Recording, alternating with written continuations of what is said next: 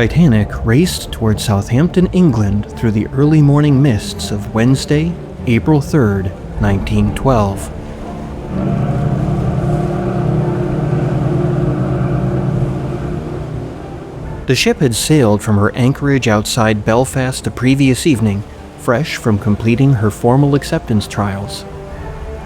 This would be the only voyage that Titanic would complete successfully.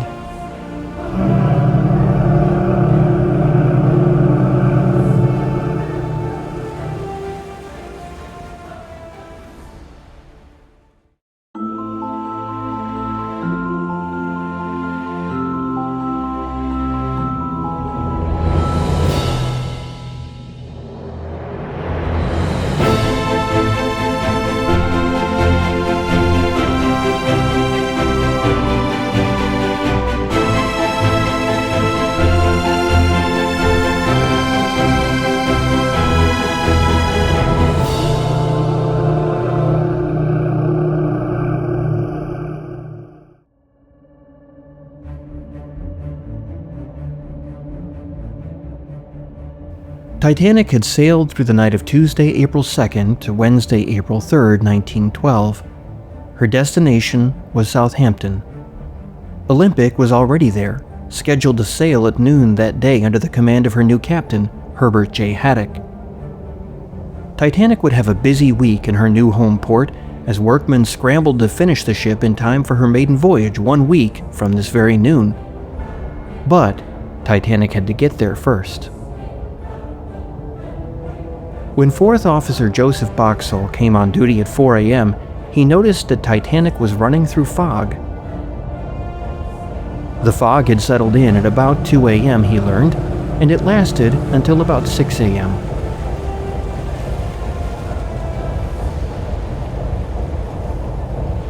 Fog was one of the many dangers that faced sailors.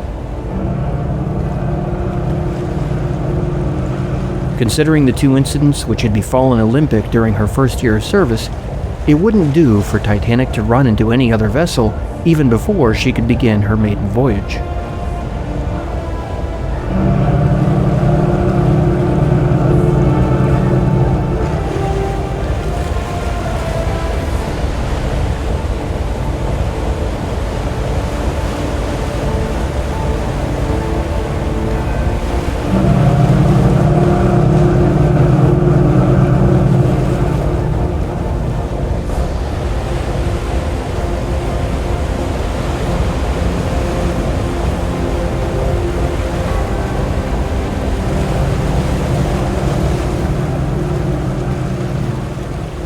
Fortunately, however, when the fog dispersed at 6 a.m., the weather became absolutely glorious.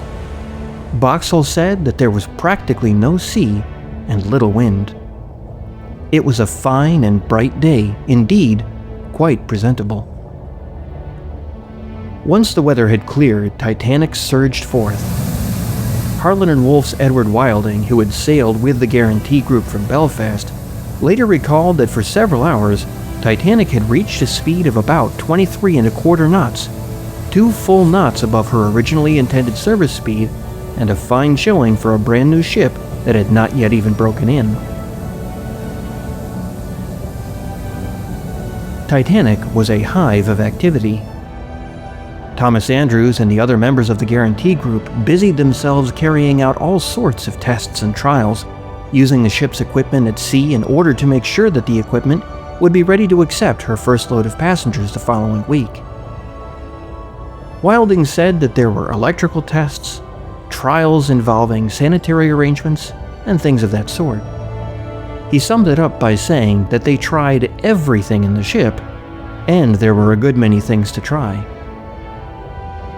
Of Thomas Andrews' role in these tests, it was said, "During the whole of Wednesday the 3rd until midnight, when the ship arrived at Southampton, Andrews was ceaselessly employed going around with representatives of the owners and of the firm in taking notes and preparing reports of work still to be done." Yet Andrews also found time to eat. First-class dining saloon steward Frederick Dent Ray, who had been gifted some scraps of carpeting to bring home as souvenirs of the event, was acquainted with Andrews and remembered waiting on him during the trip down from Belfast. It must have been a very strange trip indeed, as the first-class dining saloon must have seemed nearly empty, a far cry from how full it would be when passengers boarded a week later. As we mentioned in our April 2nd video, recent research by Brandon Whitehead of the Titanic International Society has disproven a long-held misconception. It has often been said that there was a single paying passenger aboard from Belfast to Southampton who then continued on with the ship for the maiden voyage, Wyckoff Vanderheft. However, it was recently discovered that Vanderheft did not even purchase his ticket until April 6th and did not board the liner until later on.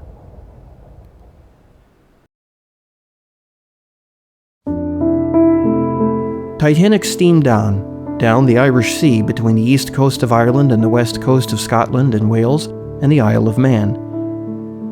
Eventually, she rounded the southwest tip of England and turned east into the English Channel. By this point, Olympic had departed Southampton.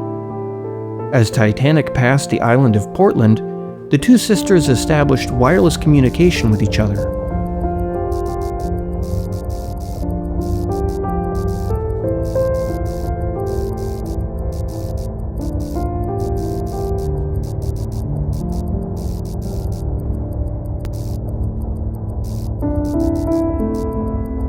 Although it's unlikely that they ever came within visual range of each other, the spectacle of the two largest liners in the world passing each other at sea certainly would have been a marvelous one. As the sun began to fade in the western skies, Titanic neared her new English terminus, Southampton. She stopped to take on her local pilot, George Boyer, for the final trip up Southampton water to her berth, which Olympic had vacated only hours before. Boyer had guided Olympic in and out of Southampton numerous times in the past 10 months or so. It had been under his watchful eye that the collision with the Hawk had occurred the previous September. So Boyer was no doubt cautious as he guided Titanic up Southampton water that night. Eventually, Titanic reached the vicinity of White Star Dock, berth 44, and she was maneuvered in stern first by a half-dozen tugs.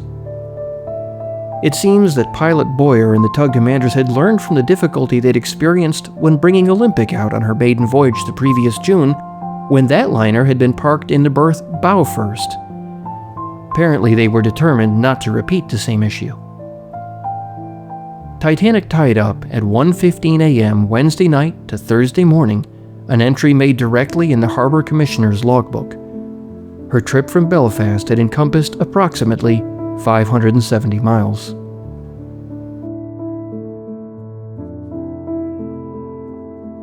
Titanic's arrival in her new home port was without any formal salute or fanfare. There was no brass band, no visiting dignitaries to be welcomed aboard.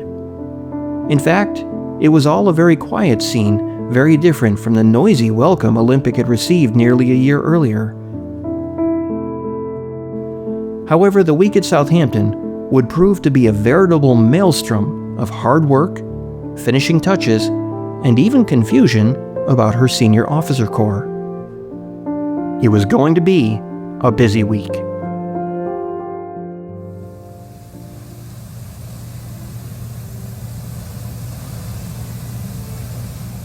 A special thank you to our supporters on Patreon: NikkiChan92, Evan Fleming, Lucas Sidlowski, Bluebird Nut, Mark Gegenheimer, Martin Cahill, Maximilian Metcalf, Rachel Warner Sanchez, and Snow Monkey.